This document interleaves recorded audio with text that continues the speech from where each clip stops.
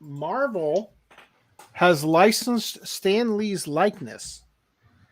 A new deal opens the door for CGI appearances of the legendary creator in Disney theme parks and future MCU projects. Excelsior. We knew this would happen too. The minute they started with the de-aging crap and the Oh, dude, it is so bad. We knew we knew that we saw this coming a mile away. It was only a matter of time. Bought Stan Lee NFT. But I'll be real, it looks fucking awful at the end of Endgame or start of Endgame, wherever it was that his cameo was. He looks fucking awful. Was that when he was still alive? Yes. It'd be funny if he just keeps they just keep up aging him until like 10 years from now he looks like the Crypt Keeper when he shows up. Like his actual corpse is in the movies. Fuck, that'd be awful. So, in the latest adherence by Disney to their legacy desecrating screed of No One's Ever Really Gone, Marvel Studios has signed a new deal to license the likeness of Stan Lee, the terms of which allow for the company to use his image however they see fit, including the possible use of CGI to revive the iconic comic book creator for future MCU appearances.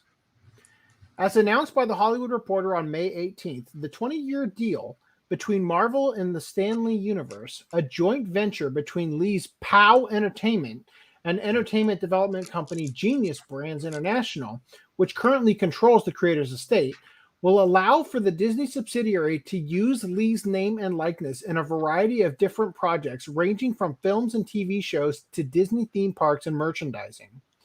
Interestingly, according to a correction made to the Hollywood Reporter's initial report, this license does not extend to VR and video games. Well, thank God for that. A familiar name to some, POW Entertainment gained notoriety in 2018 when shortly before his death, Lee himself filed suit against the company, accusing them of having, quote, conspired and agreed to broker a sham deal to sell POW to a company in China and fraudulently steal Stan Lee's identity, name, image, and likeness as part of a nefarious scheme to benefit financially at Lee's expense. Fucking get this. This lawsuit was later dismissed with prejudice in 2020, with the Los Angeles Western District Superior Court authorizing a $1 million sanction against Stan Lee's daughter, who inherited the case after her father's passing, after determining that the case was frivolous. Can you fucking believe that shit? $1 million sanction against his daughter. Further, the agreement grants Marvel exclusive rights to the use of existing images and archival records of Lee's person. It really ensures that Stan, through digital technology and archival footage and other forms, will live in the most important venue, the Marvel movies and Disney theme parks. The most important venue. That's where he's going to live. Yeah. Not Earth. God, not real life. Man, I feel bad for his family, dude. Like it's disgusting, isn't it? Is he really that important to the MCU that he has to fucking cameo? Until whenever. Yeah. It's disgusting.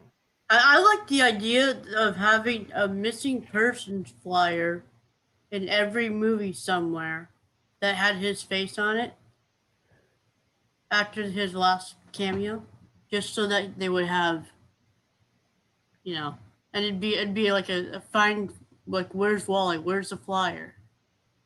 Yeah, I guess. I mean, I guess that's another way to do it, I just think let him rest, dude. Like,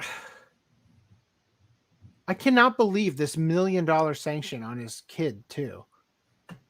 Someone who is not involved whatsoever. Well, I mean, in there's probably theory, more to the story than this, but it just seems unbelievable. in theory, that $1 million would get charged to his estate. So his daughter wouldn't have to pay it. It would be the estate. But But she inherited the estate. yeah, but it was his money. So, and he Still. filed the suit. Although it was very clear that he was getting taken advantage of in the end there. So who knows what the fuck happened with that? I don't know. It seems like, I don't know, man. I'd have to look at the timeline of when he actually died and everything, but it almost seems like it drove him to death. You know, battling this thing caused him to die. So, Genius Brands chairman and CEO Andy Hayward told the entertainment news outlet about he'll live on in the most important venue, the Marvel movies and Disney theme parks. It's a broad deal. I think it's a brand deal, no? No, broad. Oh, broad. Okay. It's broad. Though the door has been opened for the Spider-Man creator to become a real-world version of Weekend at Bernie's eponymous subject, insiders cautioned that a full digital revival of Lee may not be in the cards, noting that future MCU cameos by Lee may come in a form different from how fans traditionally knew them. Said insiders explained that the public distaste for such CGI revivals, as seen particularly in response to Peter Cushing and Carrie Fisher's most recent Star Wars appearances, has cautioned the studio away from exploring this ghoulish route. I doubt it. I guarantee they're going to do it. Despite this publicly noted rejection and the digital zombification of late actors, Hayward hinted that such a move was not completely out of the cards for Marvel. The audience revered Stan, and if it's done with taste and class and respectful of who he was, uses of his likeness will be welcomed. He is a beloved personality, and long after you and I are gone, he will remain the essence of Marvel. I can't even. So with Star Wars, there was definitely a very large uncanny valley with the two characters that they de-aged and tried to recreate. And so when you viewed them, it was like, yeah, this is a fucking zombie. What the fuck is this? If they had have used deepfake technology to try and make a face swap, as opposed to purely trying to recreate it with a CG model on top of a face, I think it could have looked better. It may have been perceived less harshly.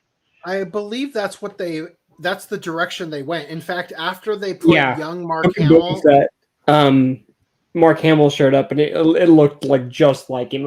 It was in the weird. Mandalorian.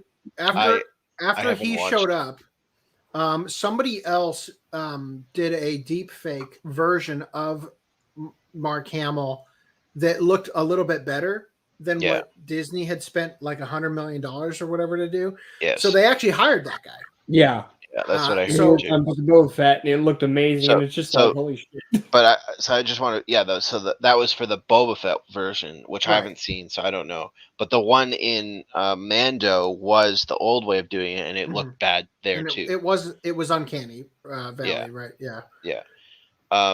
And so if they can nail it where you're not getting this uncanny valley thing, I think people are going to be more susceptible to it. Mm-hmm. However, there's still this, like, that this actor is dead.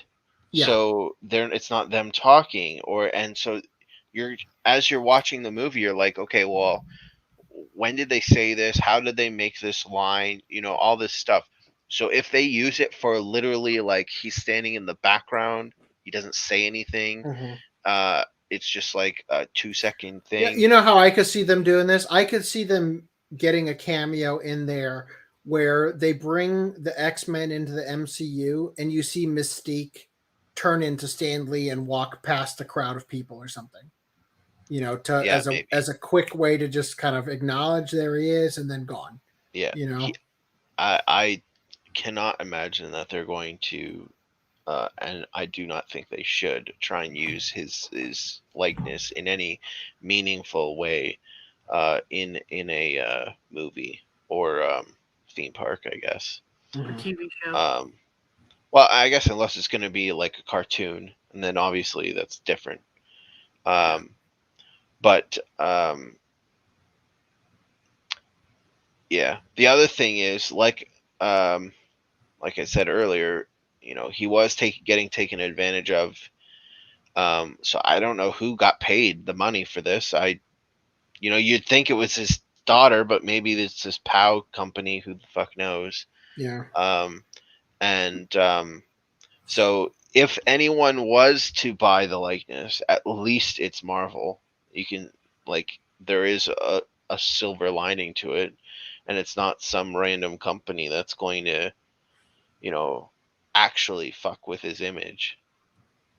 So yeah, I think it's a bad move. I can see them wanting to make. What if they bought his license, his likeness, and created what they did with Johnny Depp as Captain Jack Sparrow for the Pirates of the Caribbean ride, where it's an animatronic with a recording, you know? Like that would be a much more tolerable, don't you think? oh yeah, for in the theme parks, theme yeah. park, yeah. People, I doubt people would have an issue with that. It's weird, you know, it really is. I guess because when you see it in the theme park, you know it's not a real person, you know? But when you see it in the movie, it's like you're trying to convince me this is real. And it feels like almost like I don't know, like identity theft or something. Like it just feels wrong. Yeah. Anyway. So